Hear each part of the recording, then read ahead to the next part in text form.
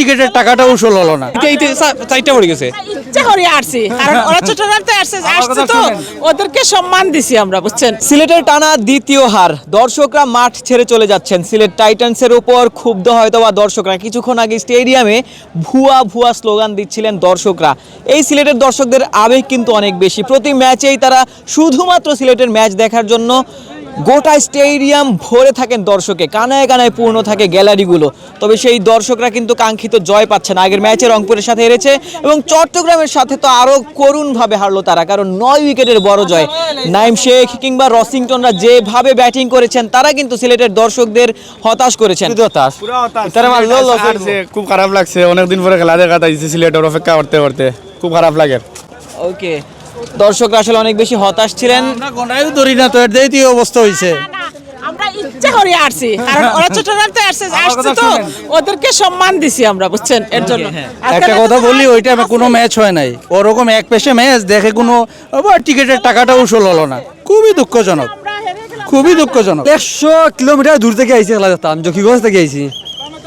অনেক আশা নিয়ে আসলাম, যদিও আইতে আইতে আমরা খেলাটা অনেকটা শেষ হয়ে গেছে।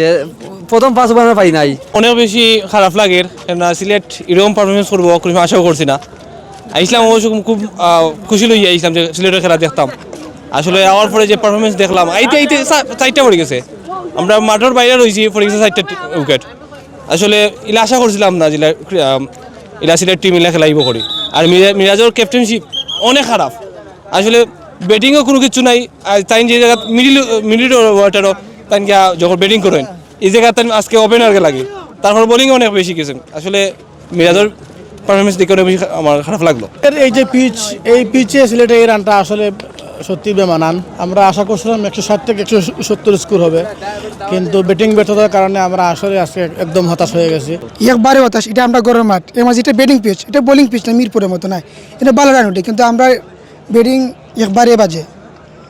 দর্শক শুনছিলেন, আসলে সিলেটের দর্শকরাও হতাশ। সিলেটের ম্যাচটা শেষ হওয়ার সাথে সাথেই তারা আসলে মাঠ ছেড়ে চলেও যাচ্ছেন। টানা 2 ম্যাচ তারা পরাজিত হলেন। সন্ধ্যায় কিন্তু আরও একটা ম্যাচ আছে, তাদের সেই ম্যাচ নিয়ে কোনো মাথা ব্যথা নেই। সিলেটের জয় দেখার জন্য এসেছিলেন, তবে টানা দ্বিতীয়বারের মতো তারা আসলে হার দেখেই ঘরে ফিরছেন। তারা অনেক বেশি হতাশা, অনেক বেশি আক্ষেপ নিয়েই হয়তো বা ঘরে ফিরছেন। সিলেট আন্তর্জাতিক ক্রিকেট স্টেডিয়াম থেকে আশিক সারওয়ার, নিউজ 24।